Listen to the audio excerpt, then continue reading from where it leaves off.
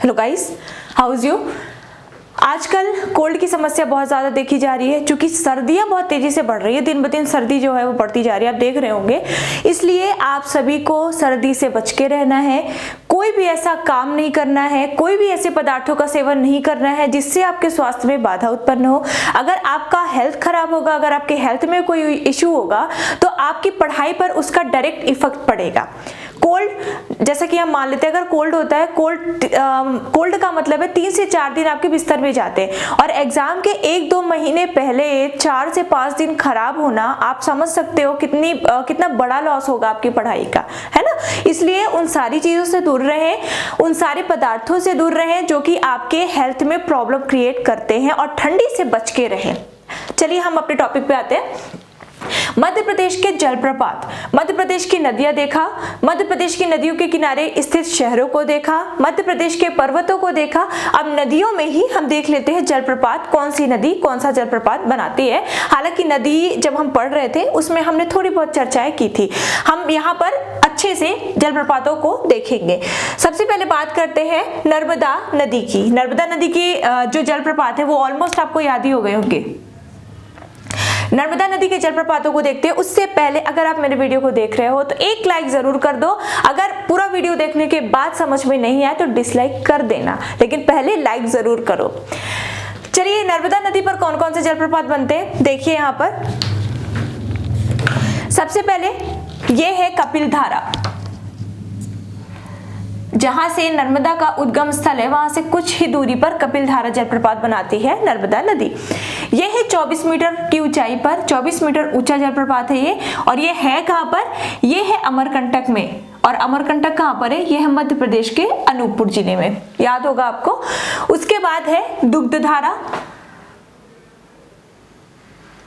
दुग्धधारा, कपिलधारा से थोड़ा सा और आगे आप जाएंगे तो आपको दुग्धधारा जलप्रपात देखने को मिलेगा, और ये है 15 मीटर ऊंचा। और अगर इसकी लोकेशन की बात करें तो ये भी है अमरकंटक, और अमरकंटक कहां पर है? अनूपपुर में। पूछा जा सकता है कपिलधारा जो जलप्रपात है ये कहां पर है, तो ये है अमरकंटक में या फिर अनूपपुर में। अगर ये पूछा जाता है कि कपिलधारा जलप्रपात किस नदी पर बना हुआ है, तो ये है नर्मदा नदी पर। ठीक है, कई तरह के क्वेश्चन पूछे जा सकते हैं। इसके बाद आता है धुआंधार जलप्रपात। धुआंधार जल, देखिए यहाँ पे जितने इंपॉर्टेंट जलप्रपात है हम उनकी ऊंचाइयों की यहाँ पर केवल चर्चा करेंगे। धुआंधार जलप्रपात है 18 मीटर ऊंचा, और ये है कहाँ पर? ये है भेड़ाघाट में। ये है कहां पर है? भेड़ाघाट पे। और भेड़ाघाट कहां पर है? जबलपुर में। पूछा जाता है ये तो अक्सर, धुआंधार जलप्रपात किस जिले में है, तो ये है जबलपुर। और जबलपुर में अगर स्थान पूछ लेता है तो ये याद रखना है भेड़ाघाट। और किस नदी पर है, कौन सी नदी बनाती है जलप्रपात, तो ये है नर्मदा नदी। उसके बाद आते हैं मानधार जलप्रपात। मानधार, ये मैंने नदियों वाले चैप्टर में बहुत अच्छे से बताया था, मैं उसका लिंक दे दूंगी अपने डिस्क्रिप्शन बॉक्स में। अगर आपने नहीं देखा है तो जाके देख लेंगे, आपको ये चीजें रटनी ही नहीं पड़ेंगी। उसके बाद मानधार जलप्रपात, इसकी ऊंचाई है लगभग 12 मीटर, और ये है कहां पर? ये है हंडिया और बड़वाह के मध्य। बुक्स में आपको लिखा मिलेगा बड़वाह, ठीक है। लेकिन जो मानधार जलप्रपात है, बड़वाह कहां पर है? बड़वाह है होशंगाबाद में, सॉरी खरगोन में। और जो मानधार जलप्रपात है ये है खंडवा में। इसीलिए बड़वाह जलप्रपात को सही, बड़वाह में स्थित है मानधार जलप्रपात, इस चीज को सही नहीं माना जा सकता। आप यहाँ पर केवल ये याद रखेंगे हंडिया व बड़वाह के मध्य। देखिए, अगर मानधार जलप्रपात पूछा जाता है तो इसके ऑप्शन पर डिपेंड करेगा कि आप आंसर क्या देते हो। ऑप्शन कोई एक ही आएगा, या तो आएगा हंडिया व बड़वाह के मध्य, या फिर कोई और जिला आएगा और साथ में ऑप्शन होगा बड़वाह का, तब आपको बड़वाह ही चूज करना पड़ेगा। उसके बाद अगर आता है खंडवा तो आपको खंडवा चूज करना पड़ेगा, है ना। आप, ये भी मैंने बहुत अच्छे से बताया है, आप वहां पर जाके देखेंगे तो आपको समझ में आ जाएगा। उसके बाद आता है दर्दी जलप्रपात। दर्दी, मानधार से आप थोड़ी दूरी पर और जाएंगे आगे, पश्चिम की ओर जब आप बढ़ेंगे तो आपको मिलेगा दर्दी जलप्रपात, है ना। दर्दी भी कहां पर है? ये भी है हंडिया और बड़वाह के मध्य में। हंडिया जो कि मध्य प्रदेश के हरदा जिले में है, और जो बड़वाह है ये है खरगोन जिले में। तो हंडिया और बड़वाह के मध्य 2 जलप्रपात है, एक मानधार और एक दर्दी। अगर हम दर्दी की एग्जैक्ट लोकेशन की बात करें तो दर्दी भी खंडवा में ही आता है। उसके पश्चात नर्मदा नदी बनाती है सहस्त्रधारा जलप्रपात। सहस्त्रधारा जलप्रपात। सहस्त्रधारा, इसके अगर इसकी ऊंचाई की बात की जाए तो इसकी ऊंचाई है 8 मीटर। 8 मीटर ऊंचा ये जलप्रपात है और ये है कहां पर, ये इंपॉर्टेंट है, ये है महेश्वर में। कहां पर, महेश्वर।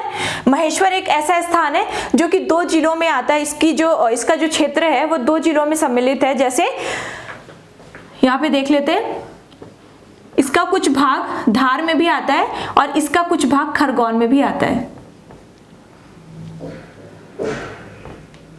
सॉरी,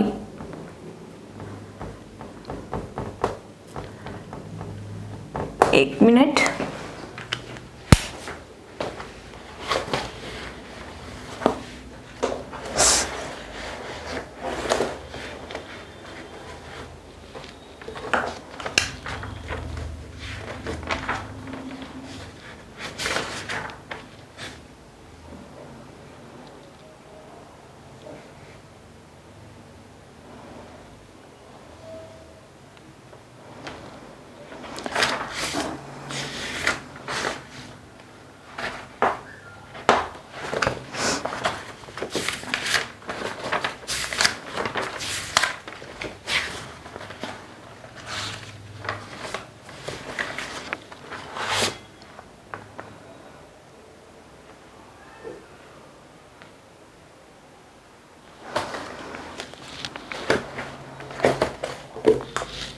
धार और खरगोन, सही था।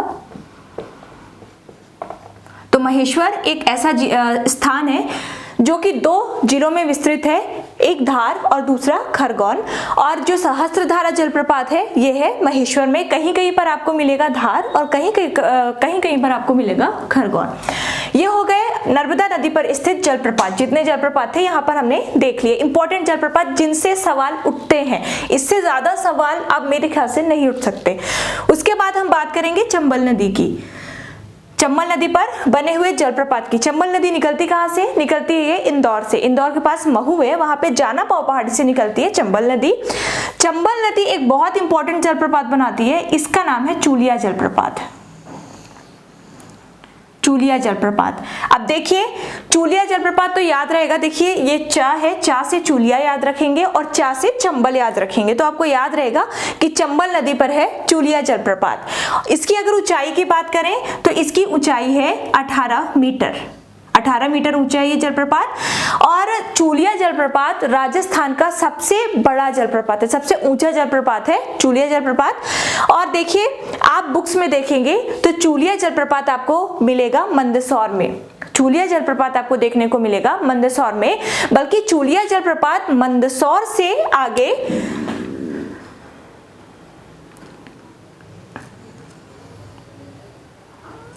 ये मैंने मध्य प्रदेश के उत्तरी भाग की संरचना यहाँ पर थोड़ा समझाने के लिए आपको बनाई है।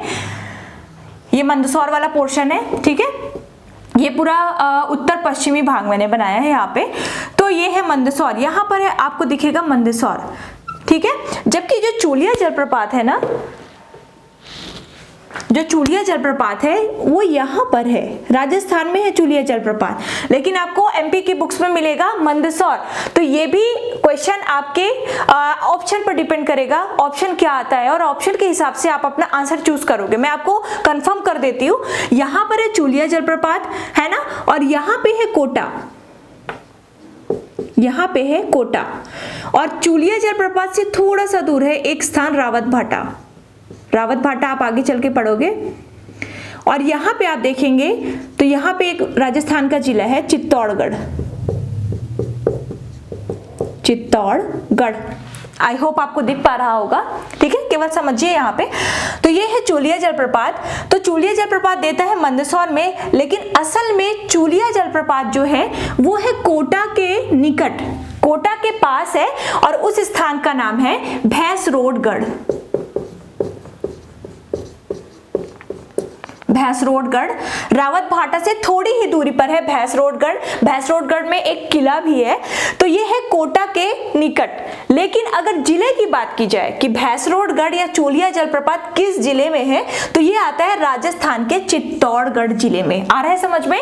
है ये कोटा के निकट भैंसरोड नामक स्थान, लेकिन ये जो जिले की अगर बात की जाए तो ये है आता है चित्तौड़गढ़ जिले में। इसीलिए मैंने यहाँ पर लिखा है चोलिया जलप्रपात 18 मीटर ऊंचा है और ये है कहां पर? भैंसरोडगढ़ चित्तौड़गढ़ में है। ठीक है, अब देखिए ऑप्शन क्या क्या आएगा और आपको क्या क्या आंसर देना है।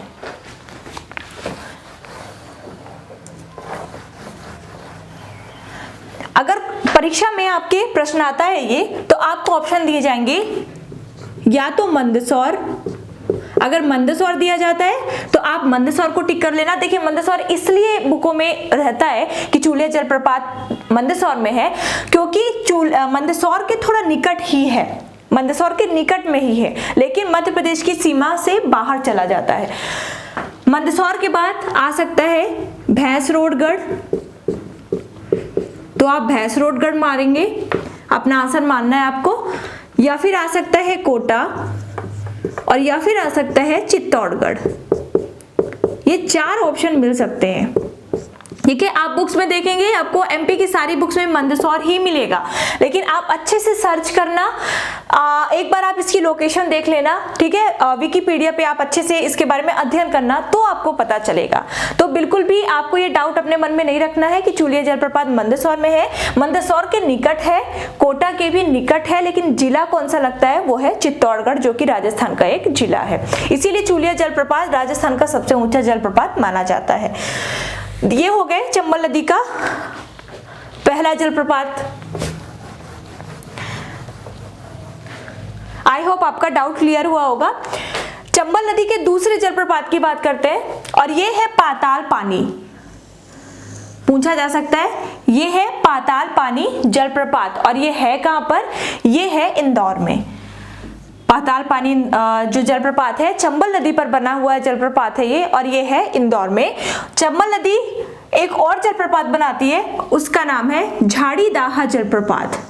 क्या नाम है? झाड़ी दाहा जलप्रपात, याद रखना है आपको। और है कहां पर? ये इंदौर में। देखिए कई सारे लोग इसकी ट्रिक भी बना लेते हैं जलप्रपात को याद करने की, लेकिन ट्रिक कुछ हद तक काम आती है। अगर 2 से 4 हो तो ट्रिक काम आ जाती है, लेकिन बहुत सारे इतने सारे जलप्रपातों को ट्रिक के माध्यम से याद करना खतरे से खाली नहीं होता है। इसीलिए आप मैप के सहारे से, यहाँ पर मैंने पहले ये सोचा था कि मैप बना के उसमें मैं दर्शा के बताऊंगी, लेकिन मैंने पहले से सारी चीजें बता रखी है, कौन सी नदी किस एरिया से जाती है, किस नदी से मिलती है, और कहां से होकर किन किन जिलों से होकर प्रवाहित होती है। तो ये सारी चीजें मैंने बता दी थी, इसलिए मुझे लगा कि अब यहाँ पर दोबारा मैप बनाकर जलप्रपात को दर्शाना उचित नहीं होगा। आप अपने सामने मैप रखना, और रखने के बाद आप इन सारी चीजों को वहां पर नोट डाउन करते रहना, आपको देखना बहुत जल्दी याद हो जाएगा। तो चंबल नदी पर 3 जलप्रपात प्रमुख। पहला तो चोलिया जलप्रपात। चोलिया जलप्रपात के ही पास वो है, जो चंबल नदी पर परियोजनाएं चल रही है ना, 3 परियोजनाएं चल रही है, उनमें से एक परियोजना चोलिया जलप्रपात के ही पास है, वो हम परियोजनाओं में देखेंगे। उसके बाद पाताल पानी जलप्रपात, और उसके बाद झाड़ी दाहा जलप्रपात, जो कि नीचे जो ये दोनों जलप्रपात है ये इंदौर में है। अब इसके बाद आते हैं मध्य प्रदेश के सबसे प्रमुख जलप्रपात की ओर, और ये जलप्रपात बनाती है बीहड़ नदी। बीहड़ नदी जो कि रीवा में बहती है। ठीक है, बीहड़ नदी बनाती है एक जलप्रपात, उसका नाम है चचाई जलप्रपात। It is a most important waterfall. ठीक है, तो बीहड़ नदी बनाती है चचाई जलप्रपात। चचाई जलप्रपात 130 मीटर ऊंचा है, या अगर फीट की बात की जाए तो 430 फीट ये है ऊंचा, और ये है कहां पर? ये है मध्य प्रदेश के रीवा जिले में। कहां पर है? मध्य प्रदेश के रीवा जिले में। इसकी मुख्य विशेषता क्या है? चचाई जलप्रपात की मुख्य विशेषता ये है कि यह मध्य प्रदेश का सबसे ऊंचा जलप्रपात है।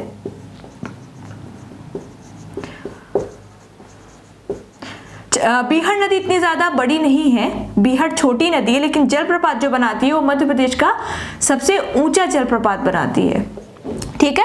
और इसकी ऊंचाई भी आपको याद रखनी पड़ेगी 130 मीटर, या फिर अगर फीट में आता है तो फीट में है ये 430 फीट, दोनों आपको याद रखना है, 130 मीटर या 430 फीट, ठीक है। तो ये हो गया चचाई जलप्रपात। रीवा के पास एक चचाई नामक स्थान है, वहां पर है ये चचाई जलप्रपात। और ये तो मध्य प्रदेश का सबसे ऊंचा हो गया। अगर भारत की बात की जाए तो भारत में चचाई जलप्रपात का 21वां या 23वां नंबर है, 21वें नंबर का या फिर 23वें नंबर का ऊंचा जलप्रपात माना जाता है चचाई जलप्रपात भारत में। तो ये हो गए अपने प्रमुख जलप्रपात। अब इनके आगे की जलप्रपातों की चर्चा करते हैं।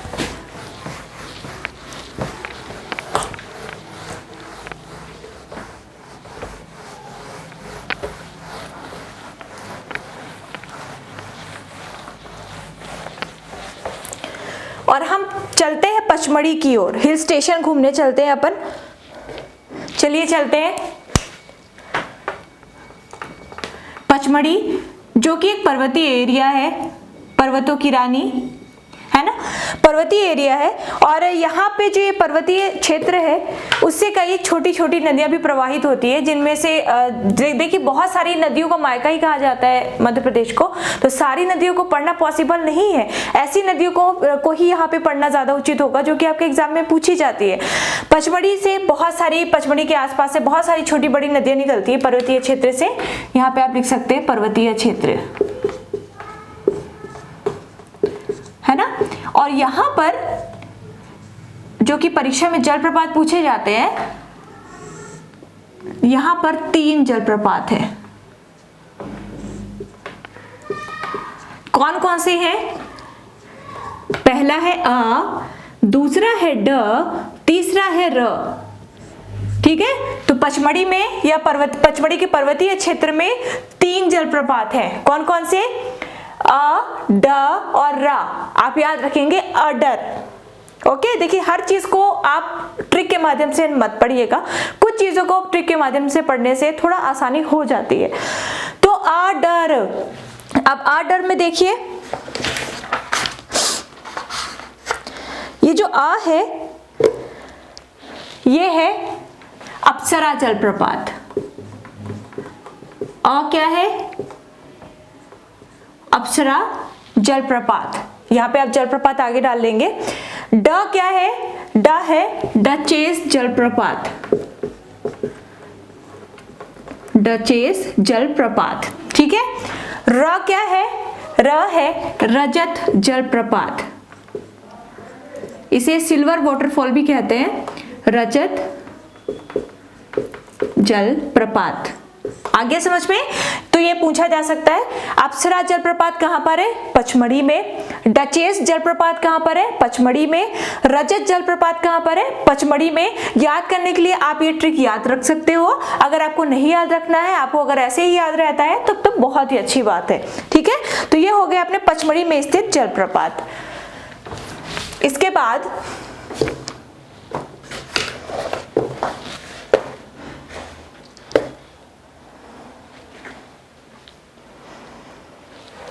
बीना नदी, बीना नदी, बीना नदी के जलप्रपातों की बात करते हैं। बीना नदी जो कि सागर जिले में बहती है और बीना नदी बेतवा की सहायक नदी है, ठीक है। तो इस पे कौन कौन से जलप्रपात बनते हैं?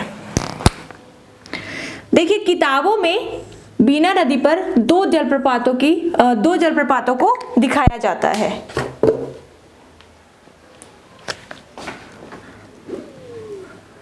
एक तो दिखाया जाता है भालकुंड जलप्रपात को, भालकुंड जलप्रपात, और दूसरा दिखाया जाता है राहतगढ़ जलप्रपात।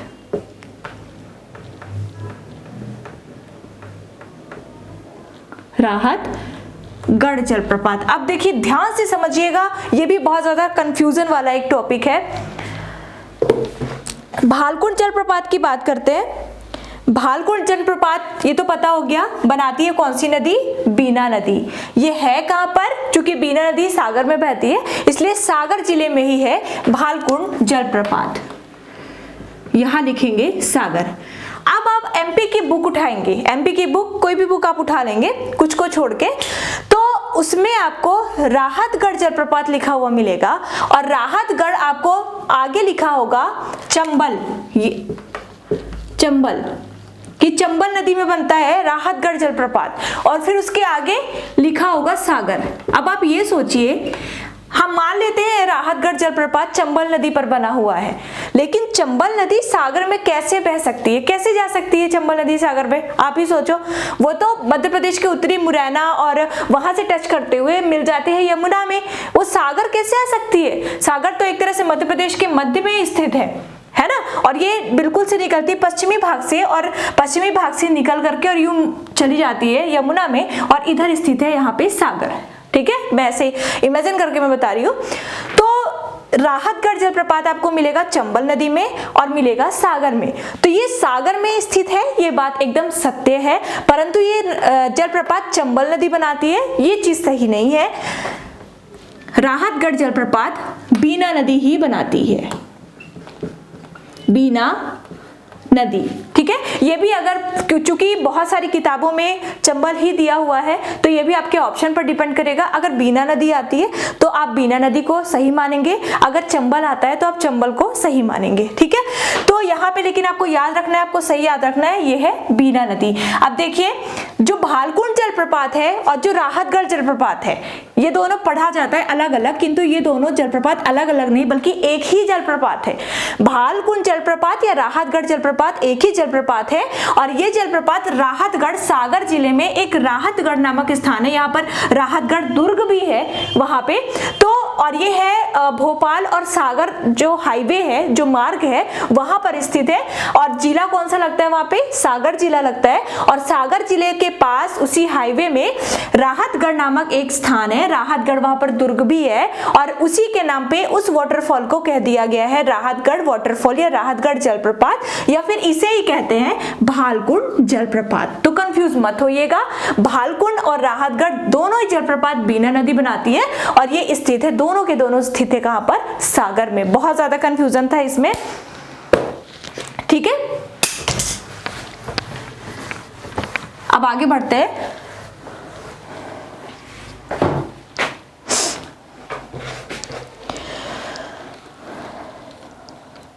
लगभग प्रमुख जलप्रपात आपके कंप्लीट हो चुके हैं। एक है पांडव जलप्रपात, केन नदी जो कैमूर पहाड़ियों से निकलती है, घने जंगलों से होकर और यूपी में चली जाती है। तो केन नदी पर एक वाटरफॉल बनता है, याद करते हुए चलेंगे। केन नदी एक जलप्रपात बनाती है लगभग 38 मीटर ऊंचा, और उसका नाम है पांडव जलप्रपात, पांडव जलप्रपात, और ये है लगभग 38 मीटर ऊंचा, और ये स्थित कहां पर है? ये है पन्ना के निकट, ये है पन्ना के पास। ठीक है, तो केन नदी बनाती है पांडव जलप्रपात, ये है पन्ना के निकट। उसके बाद रीवा में ही बहुटी नदी पर रीवा में ही एक बहुटी जलप्रपात बनता है, काफी सुंदर है ये बहुटी जलप्रपात। ठीक है, और ये है कहां पर? ये है रीवा में। ठीक है, केवटी एक नदी है, केवटी नदी है, केवटी नदी पर बनता है केवटी जलप्रपात, जलप्रपात। ये भी कहां पर है? ये भी है रीवा में। देखिए, केवटी जलप्रपात भी लगभग चचाई जलप्रपात से थोड़ा ही कम है, ये भी काफी अच्छा जलप्रपात माना जाता है। और केवटी की जो केवटी स्थान है, मैं स्थान की बात कर रही हूँ, केवटी ही स्थान में ही जलप्रपात है ये। तो इसकी एक प्रमुख विशेषता ये है कि हमारे एक पूर्व विधानसभा अध्यक्ष हुआ करते थे, उनका नाम है श्रीनिवास तिवारी, माननीय श्रीनिवास तिवारी जी। चूंकि मैं ये इसलिए बता रही हूँ, हाल ही में अभी इनका निधन हुआ है, तो पूछा जा सकता है कि श्रीनिवास तिवारी जी का जो जन्म स्थान था या फिर उनकी जो जन्म स्थली थी वो कहाँ पर थी। तो ये कहाँ पर है, रीवा के केवटी नामक स्थान पर इनकी जन्म स्थली थी। आ गया समझ में, तो ये याद रखना है।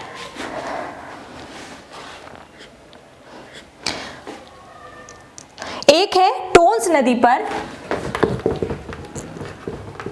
टोंस नदी पर एक पूर्वा जलप्रपात, पूर्वा जलप्रपात, और ये किस जिले में है, ये है रीवा जिले में ही। रीवा में कई सारे वाटरफॉल्स हैं। तो आपने रीवा जिले में 4 जलप्रपातों को देखा, बहुत इंपॉर्टेंट है, पूछ सकता है। ये 4 जलप्रपात बहुत ही सुंदर है। एक बार मैं फिर से एक साथ चर्चा कर देती हूँ। आपने देखा बहुटी, आपने देखा केवटी, आपने देखा पूर्वा और आपने देखा चचाई। 4 जलप्रपात कहां पर स्थित है, रीवा में स्थित है। जैसे आपने चंबल के अलावा नर्मदा, पचमढ़ी, सारे जलप्रपातों को एक साथ करके लिख लिया था, उसी तरह से आप रीवा में स्थित चारों जलप्रपातों को एक साथ करके लिख लेंगे। बहुटी जलप्रपात की अगर बात की जाए तो बहुटी जलप्रपात जो है ये बनाती है बहुटी नदी, ये स्थित है रीवा में। केवटी जलप्रपात केवटी नदी बनाती है, यह भी स्थित है रीवा में।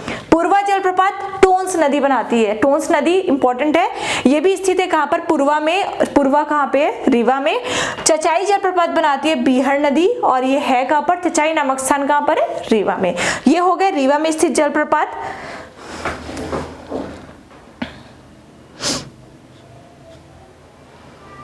एक है पियावन जलप्रपात, पियावन जलप्रपात, जलप्रपात अक्सर प्रश्न इन चारों से पूछा जाता है। पियावन जलप्रपात भी है रीवा के ही पास, रीवा के ही निकट है पियावन जलप्रपात।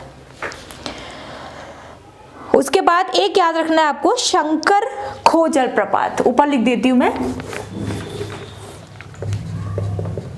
शंकर खो जलप्रपात, और ये है कहां पर, ये है जामनेर में। कहां पर है ये, जामनेर में।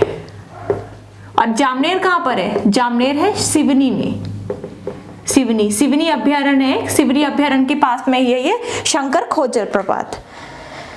ठीक है, तो ये आपके लगभग नहीं, कंप्लीट ही हो गए। कुछ छोटे मोटे बचे हैं, उनसे सवाल नहीं पूछे जाते। जिन जलप्रपातों से सवाल पूछे जाते हैं वो जलप्रपात हो चुके हैं कंप्लीट। आपको ये सारी चीजें, जितने मैंने जलप्रपात बताए हैं, वो सारी चीजें आप मैप से देख के पढ़ेंगे, आपको जल्दी याद हो जाएगा।